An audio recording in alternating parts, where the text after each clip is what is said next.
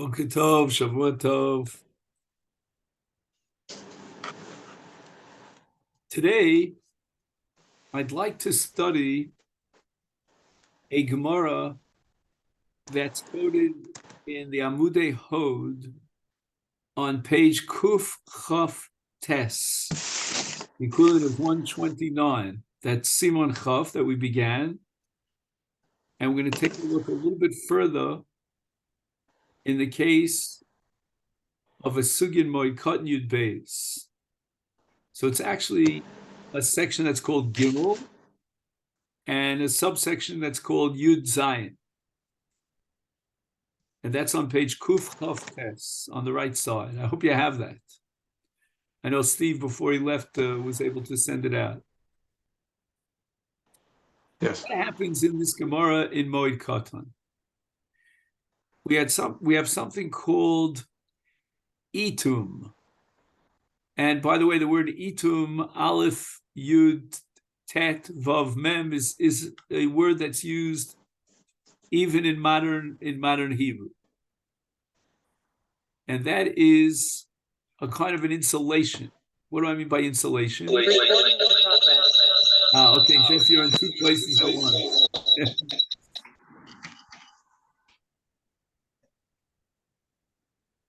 Sorry. Okay, so here's what happens.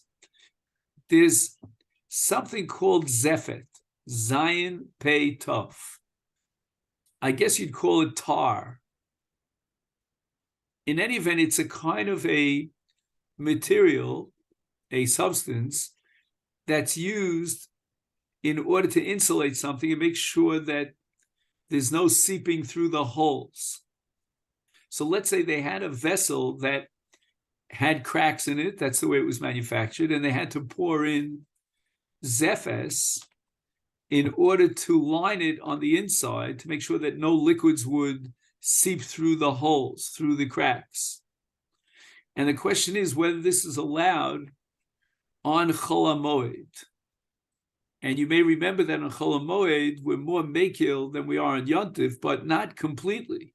You know, it's not just laissez-faire, a free-for-all that you could do any malacha that you so choose on Chol HaMoed. It's got to have something to do with what we call tzarchei HaMoed. It has to be something that's relevant and urgent for the celebration of the Moed.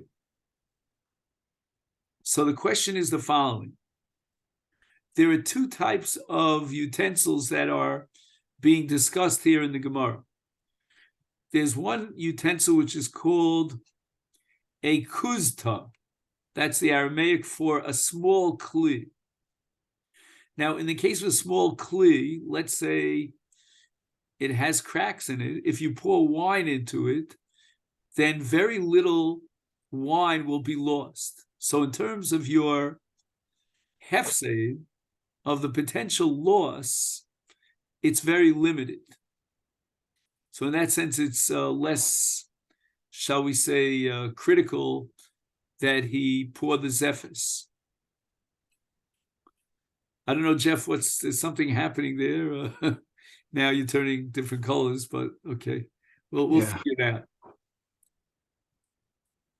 Now, in addition to something called kuzta, there's a much larger vessel, which is called a chavis, like a barrel.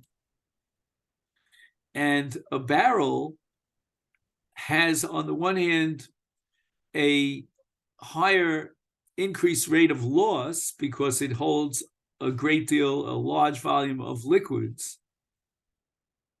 So that's called ribui hefsed. And that would be more of a pressing reason to permit doing this operation of pouring the zefes into a chavis, because if you don't do so, you'll lose a significant amount of wine that's going to drip through these cracks in a very large vessel. So that's a chavis. But on the other hand, although that's a factor to weigh in for a kula, for permission to do this zefes process on Chol HaMoed in the case of a chavis, but a chavis also has a downside to it. What's the downside? It's meruba tircha. There's a lot of work that goes on that must take place in order to do this process for a larger kli. So the kuzta, which we said was the smaller kli, that has a limited hefsed, but on the other hand, it has the advantage that there's not that much tircha. And because Chol HaMoed is a day of Simchas Yontif, we want to limit the amount of tircha, the amount of work and distraction that you would have to do. So we start with the Shita of Shmuel, and then we go to the Shita of Rav Dimi. Shmuel is of the opinion that the main factor here is going to be tircha. And therefore, we are going to weigh in favor of kuzta, because in the case of kuzta, insofar as it's a small kli, there's a limited amount of tircha, so that we can give license to do zuftin. Zuftin means to take the zefes, which is a noun, and zuftin means the verb. To do the atima. Atima means to insulate the inside of the kli. And that we can allow on Chol HaMoed because it's limited tircha. You're not going to expend too much time and effort to do, just pour in the zefes, maybe take a brush and brush it around to make sure that all the holes are covered. And that's it. Let's call it a 10-minute investment of time and effort. However, Rav Dimi says, no. Zoftim bechavita. According to Rav Dimi, the main factor that kicks in here is the hefsed factor. And in the case of chavita, we'll be more inclined to be lenient and allow the process of zoftim bechavita because there's a hefsed gadol. You're going to lose quite a bit of wine in the barrel, in the large barrel that seeps through the cracks in the barrel. So just to summarize it, Shmuel is mekil and allows zuftin bekuzta because for him, the main issue is how much tircha is involved. He will not allow you on Chol HaMoed to go through a process of zuftin bechavita.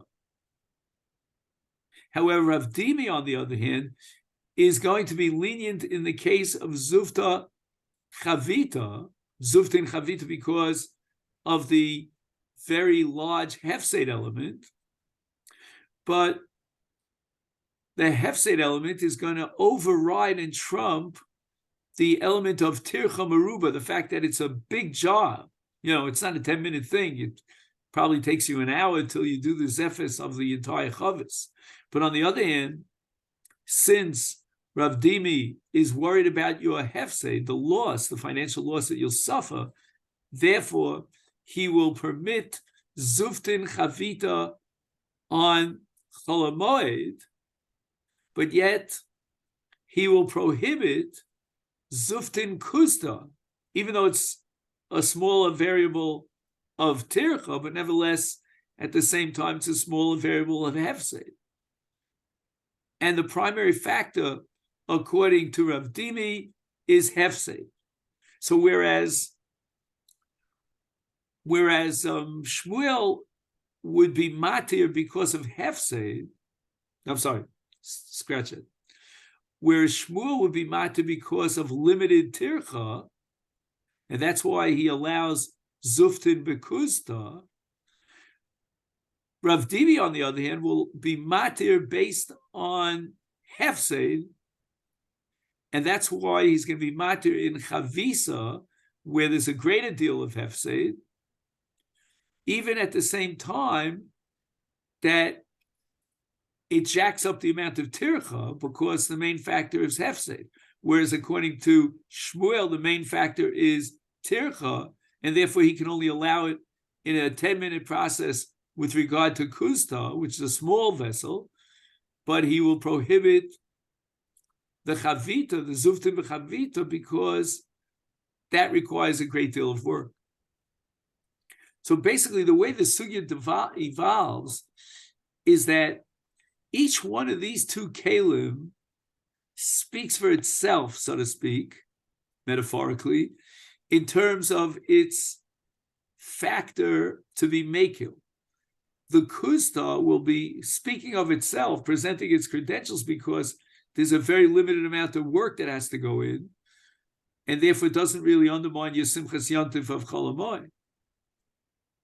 On the other hand, chavita, if it could speak, would weigh in for itself because of the hefsed meruba, the great deal of loss in this large kli, because the wine is going to seep through the cracks and you've lost it.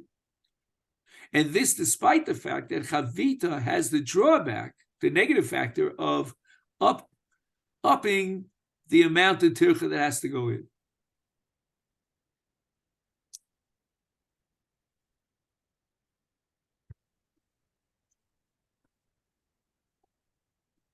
Now, the premise here, which we didn't really emphasize yet, but I want to emphasize it at this point, at this juncture, is that there's no violation of an Issa Doraisa here. It's all Derabanan. Why is that so? Either because Chol Hamoed itself is only Asur b'Malacha Derabanan, and it's not like Yontif, and certainly not like Shabbos, or alternatively, because the act of what we call Zoftin, to add the Zefes, is only a minimum amount of Malacha, and presumably he needs this utensil on Chol Hamoed, so he's going to use it, and therefore the Malacha is only Asur Derabanan because it looks like a Malacha Doraisa. Again, which Malacha Doraisa would it come under? We would say Makav Patish, when you complete and perfect a manufactured utensil, that's called Makav Patish. And perhaps there might be a Malacha called Bona, which is building, because Yesh Binyan Bekalin, even to build a utensil is considered an act of construction. But all this is only an Issa Derabanan. And therefore, the issue in the poskim is going to be, can we apply the principle of Safek Derabanan LeKula? And that's exactly what we'll see in the Beis Yosef. Now, you know, the Beis Yosef is a commentary on the Tur, but he also authored the Shulchan Aruch, Rav Yosef Kairo. So in his Shulchan Aruch, in Hilchas Chol Hamoed Tov Kuf Lamed Ches, he paskins that mizafes, it's permissible to pour the tar in, hachavios, bein b'ktanos ubein b'gdolos. We're not going to differentiate based on the size of the utensil. And what that means is that he has a blanket, all-inclusive heter to allow, to give license to the process of Zoftin on Chol Hamoed. So what I'd like to do, with your permission, is just to take out the Shulchan Aruch I have here, Tov Kuf Lamed Ches.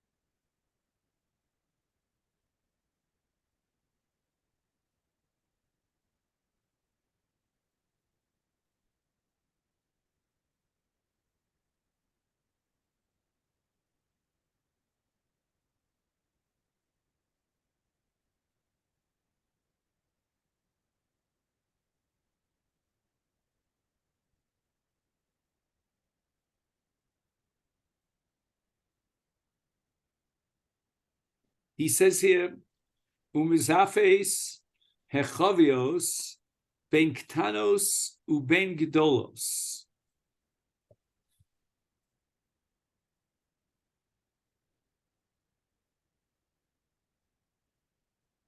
And in the Mishnah Berurah, he writes, in each one of these utensils, there's a reason to be lenient. Haktanos, diyena muot v'lo nofesh pseisaihu, v'afim yosuv miat mehem mikol makom mutar, di'ein tirchas zivisason meruba. So even though there's a limited amount of loss here, in the case of a ktanos, but nevertheless, the tircha is also very limited. And that's a tzad lahakil. Hagdolos, af the tirchas meruba, even though the tircha is that much greater because it's a very large kli mutter.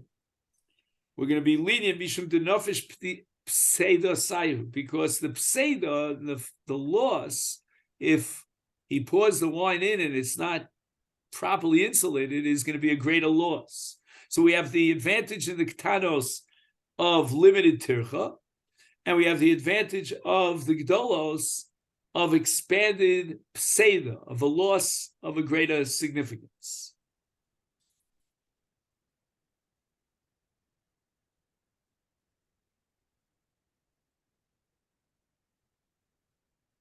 So that what we see here in the Shulchan Aruch is that he's going to be makil, accepting both opinions in the Gemara, both Shmuel and Rav Dimi. He'll accept Shmuel, who allowed the zefes in the case of a ketana because it's tircha muetes. He's going to accept Rav Dimi in the case of a gedola because of hefsed meruba, accepting both kulas of both opinions, which means that he's applying Safek Derabanan LeKula in both directions. Now, one of the super commentaries on the Shulchan Aruch, or Chaim, is called the Magen Avram, and we're going to come back to this in a minute, but he's not happy with this.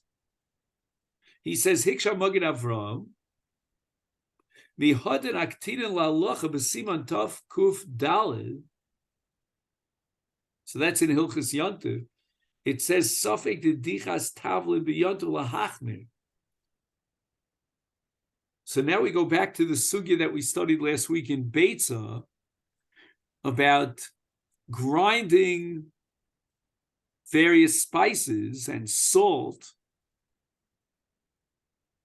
And there we were also dealing with the Derabanan, but yet the Shulchan Aruch himself, the same person, right? He paskins l'chumra in both directions. Lahachmir v'lesar laduch gam b'chol hatavlinim im yadua sheyitztarech lehem b'yontif. So let's say he knew on Erev Yontif what ingredients he will need tomorrow on Yontif to prepare his pot of food and which spices he will need, which means that already on Erev Yontif, he could have prepared those spices by taking the natural spices and grinding them. So we're going to be machmir in the case of hadoch of tavlidim sheyodea mehem be'erev Yontif. He knows he'll need them on Yontif, and he knows this already on Erev Yontif. So that's one chumrah. V'gamba morika she'eno mefig tamo.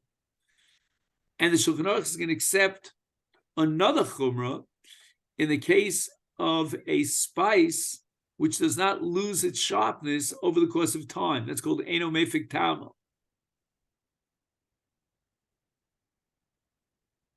And now he's going to tell you that these two chumras are both a hachra decision in a Safek Derabanan. He says, "V'after havi Safek b'Gemara." The Gemara has two opinions. Ma tam dechmiru b'dichas tavlin. Why were we machmir in grinding these spices? Imu mishum, according to one opinion, is mishum diyadua ma yitztarech. We should be machmir because he knows exactly what he's going to need. In the case of salt, for example, we have a chumrah because every tavlin needs salt. In the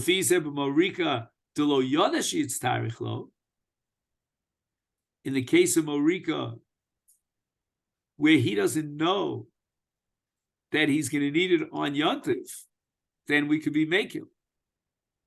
So even though we're machmir for those tavlinim that he knows he's going to use on Yontif, but we could be makil for those tavlinim that he doesn't anticipate that he'll use. He doesn't know for sure that he's going to use it.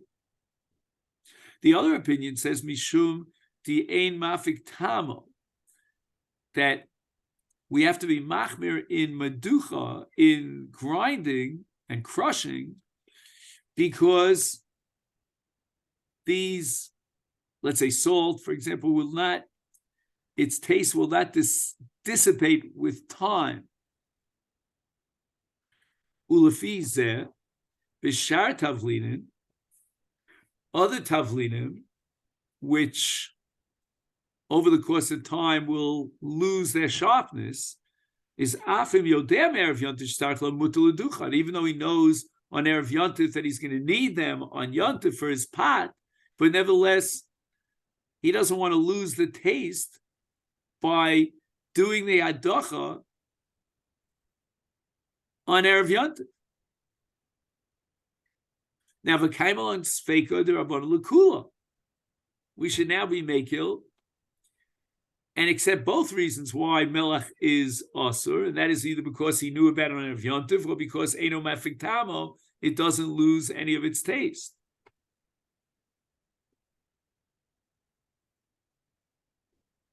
Umikomakom naktina b'chavai lahachmir. In both of these cases, we're going to be machmir. We're going to prohibit dichas tavlin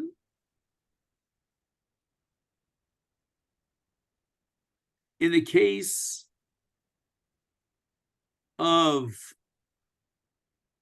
a person who knows exactly what ingredients will go into his or her cooking recipe for tomorrow, for Yontif. So he, in this case, he knew which tavlinim he's going to need, and therefore we're going to be machmir. And we're also going to be machmir in the case of morika, because we're going to assume that the chumrah of melach is because it's mefik tamo. I'm sorry, eino mefik tamo. And likewise, morika is eino mefik tamo. So the Shulchan Aruch himself is going to paskin l'chumrah in both cases.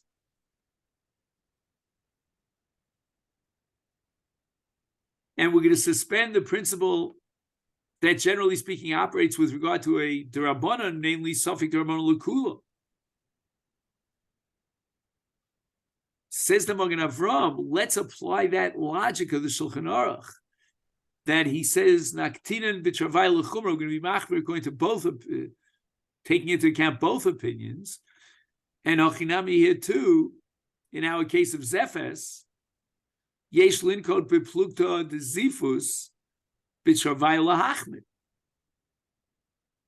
We should be machmir according to both opinions, namely in a kli katan because it's a minimum amount of hefsed, and in a kli gadol because it's a lot of tircha. So how could it be that the Shulchan Aruch is going to be mekil, as we saw before, b'zefes shel chavios and b'zefes shel ktanos?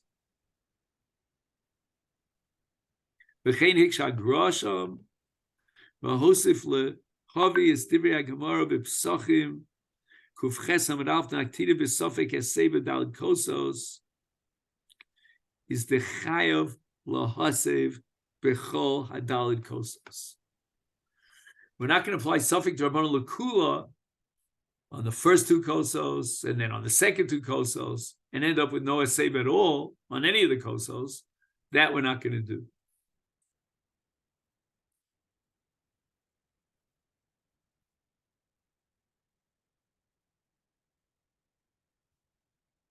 we have here the kasha the Magen Avram. It's a very very well thought out, organized kasha here the Magen Avram. He's showing you that these two sugyas, the one in Beitza with regard to Hadochas Tavlinin, and the one in Masechet Moed with regard to Zefes on Cholamoid, Lezafes. If you compare those two sugyas,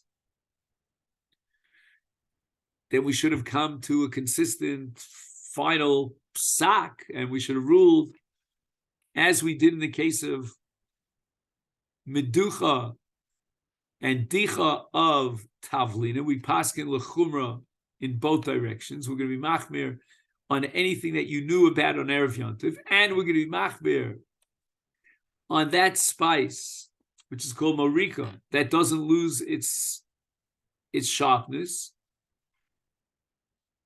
And applying that reasoning here in a consistent way, we would come to the conclusion that both a kli katan and a kli gadol are both prohibited from zoftin.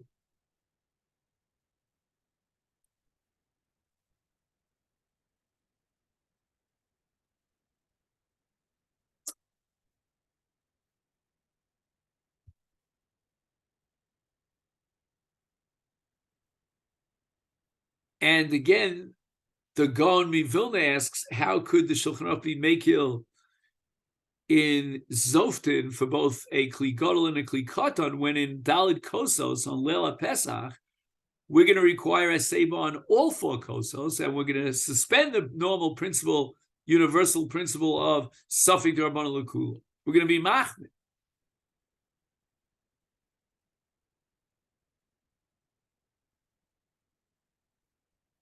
And this leads us to paragraph number Yud Ches on the same page, Kuf Chav Tes.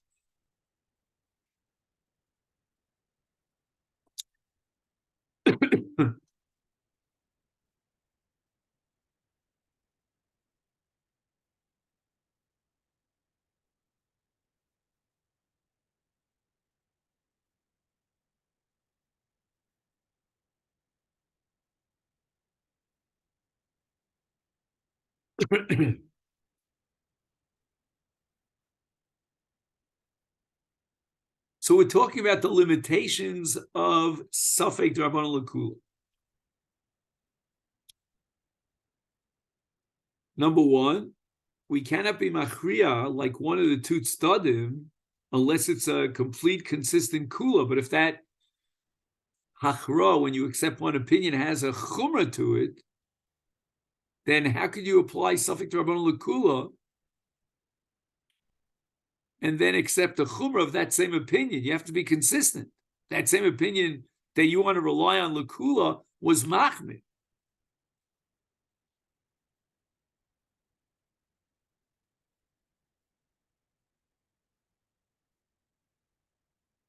So how could you rely on the kula of Shmuel in the case of a kli katan, of that kuzta, when what comes with Shmuel, the additional baggage, is the chumrah that he prohibits chavis? And how can you paskin LeKula like Rav Dimi in the case of a chavis gedola and be mekil in a chavis gedola because of the high level of hefsed, when he himself, Rav Dimi, is machmir in the case of kustav, a small kli?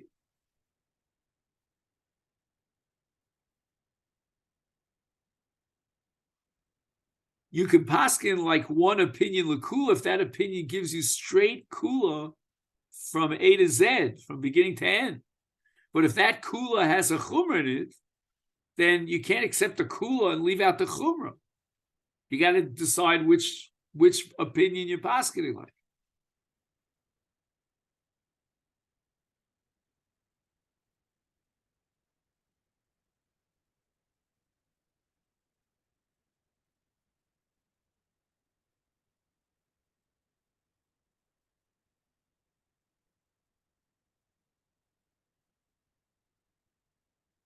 Now, in the last paragraph on this page, he formulates the question slightly differently, in a more profound way, and he says the following: in the case of Zifus Kalim on Chol Hamoed, if you're going to do Zifus on both a Kli Gadol and a Kli Katan, then it's absolutely definite that you violated the Isur of Chol Hamoed. I'm not sure which Kli you violated, but you can't say that both Kalim are mutter. Either you accept this Chumrah and accept this Kula, or the other way around. But you can't, how do we say, grab onto the rope from both ends.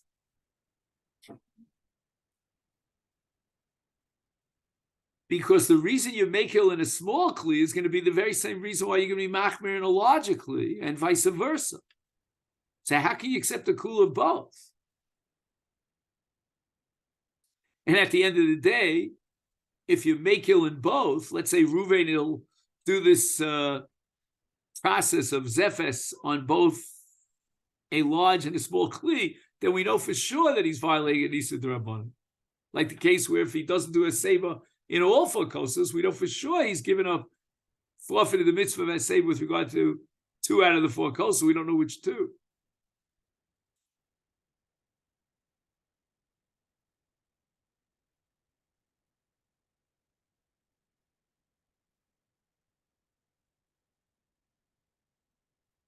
So again, it's very good, it's smooth in the case of Adacha of Tavlinin on Yantiv, because there, if we were to take a Kula, then we'd have to take a Chumrah. And we can't take both Kulas because they're mutually exclusive. And we should apply the same thing here to Ketana and Gedola.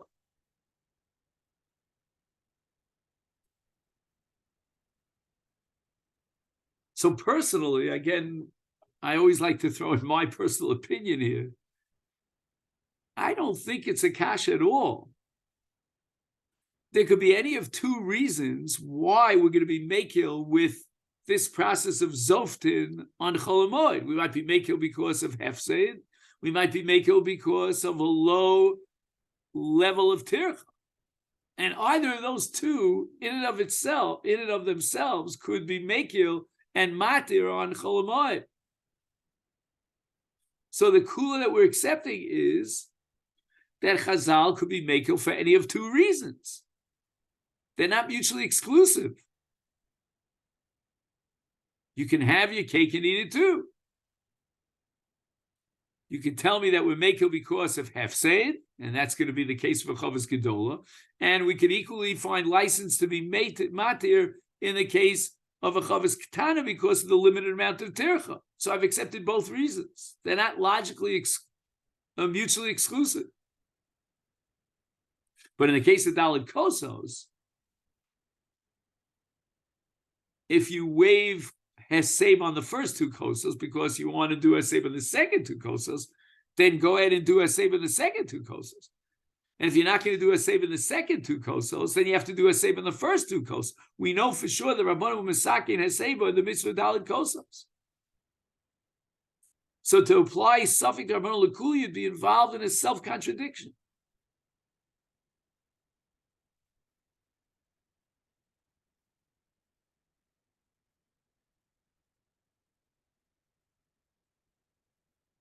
And in the case of, so now let's see if what we said would work out in the case of Hadacha of Tavlinim.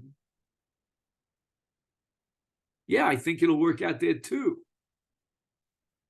To explain and justify the Magen Avram's objection here. Because again, the question is, why did the Rabbanan prohibit Hadacha on Yantiv? It's because he could have done it on Erev Yantiv. But in a case where he couldn't have done it on Erev Yantiv because he didn't anticipate using those Tavlinim,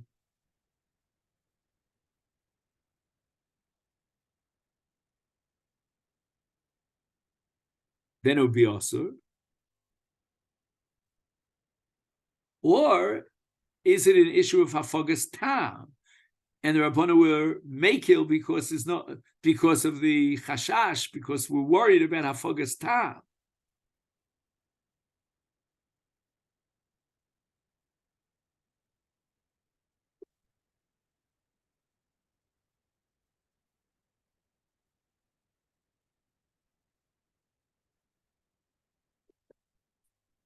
So you have to define the chumrah of hadochas melach. Is the chumrah of hadochas melach because he anticipated on Erev Yontif, or because it's lo mefik tamim? So to be makil on both ends, that's not an option.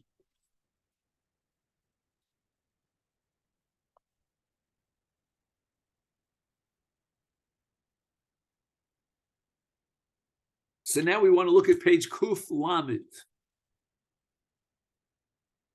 And Rabbosa, if you need these pages, I just don't know, because whether you have these pages or not. I'd have to look it up maybe in my computer, but I have them. You have them, right? Yeah. Just if you can, I'm sorry, just to save me a little bit of the bureaucracy here. What's the last page you have? Just so the last page on this set is Kuf Lamed, but then Steve sent out the other set, which goes through to Daled. Well, I'm not sure what you mean by Daled. Well, that's what he called it. Let me check. Yeah, if you don't mind, just to calm me down about this, because he's out of town for the week. So, if need be, I'll have to do my photography work here, which I'm not good at. You have to find the ideal conditions for the photography, exactly the light without any shadows, and otherwise it becomes almost illegible.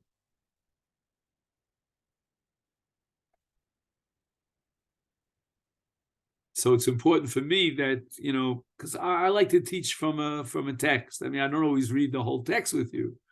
Sometimes I just highlight it, but I want us to be grounded in a sefer, or sometimes in the Chumash, in the Gemara, the Rishonim.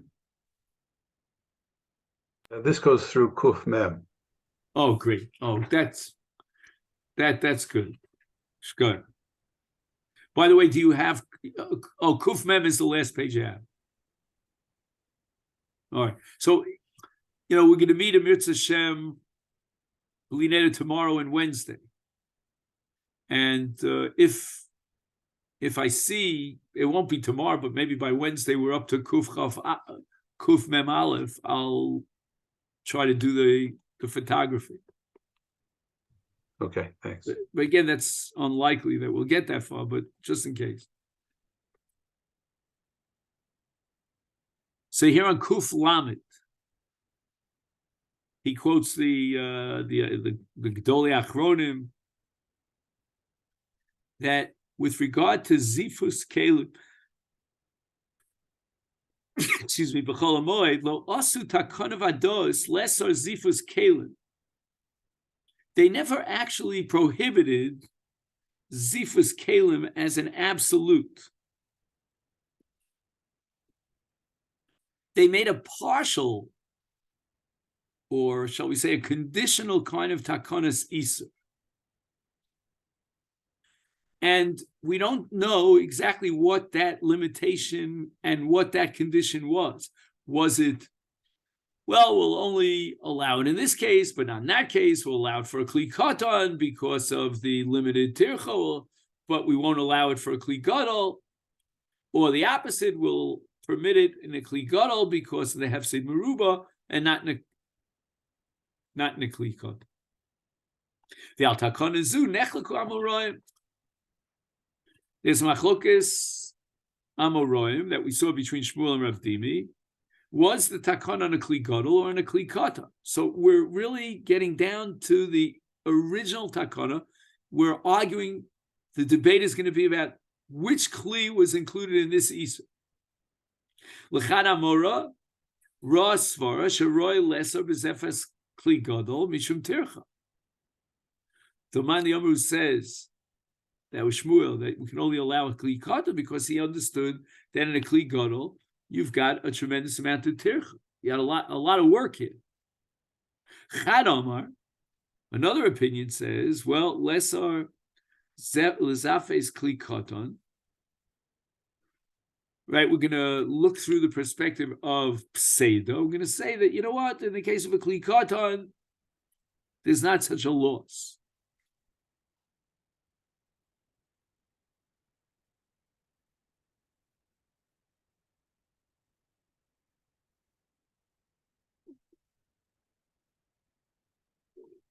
Ach efshe de logozu klal iser zifus kli. What does that mean? One second, there's a line here that I'm trying to figure out. Ach efshe de logozu klal al iser zifus kli.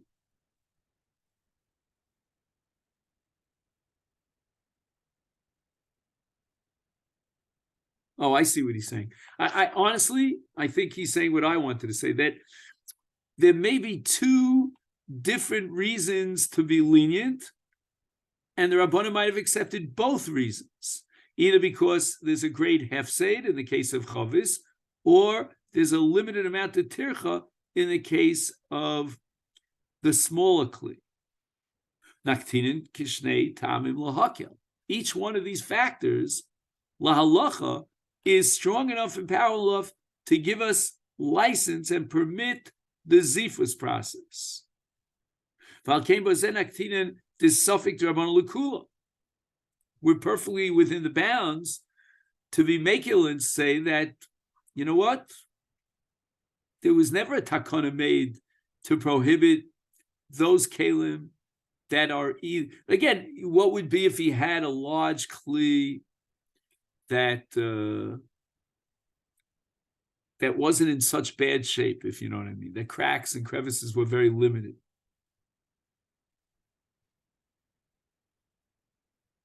Maybe that would be awesome, because then mimarav shachit, there's a limited hefsed because the cracks are very limited, and the tircha is a tircha maruba.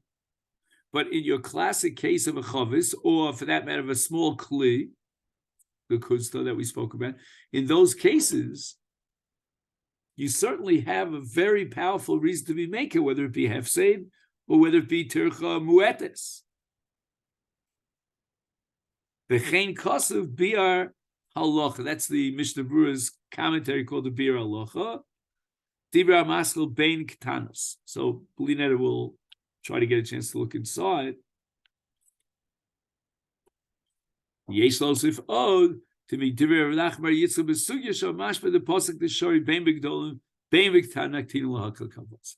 So again, the thrust of what he's saying is that the Shulchan Aruch will be makil both for zifus of a kli gadol and a kli katan, because there were two reasons, each one independently, that are valid to be matir this process. It's either tircha muetes or it's hefsei merub.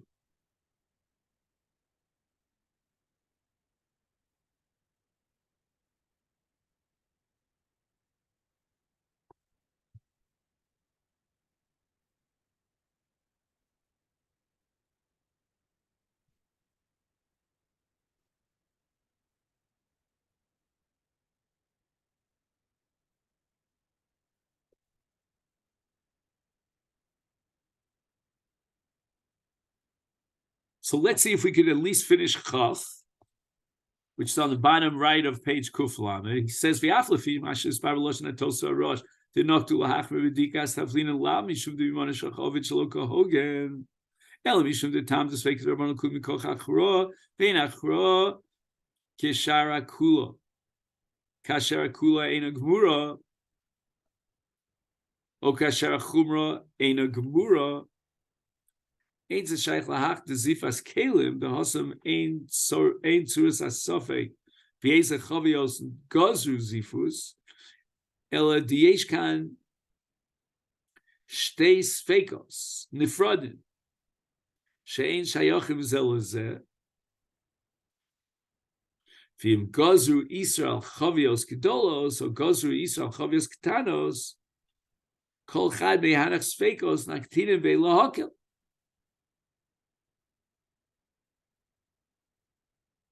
V'chein lefi mashen isparesh v'divrei Aran.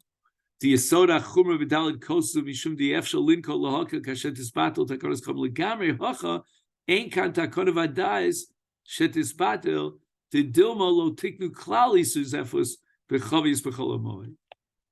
So again, he in this paragraph he really knocks the nail in very strongly, and he says that in the cases of hadacha of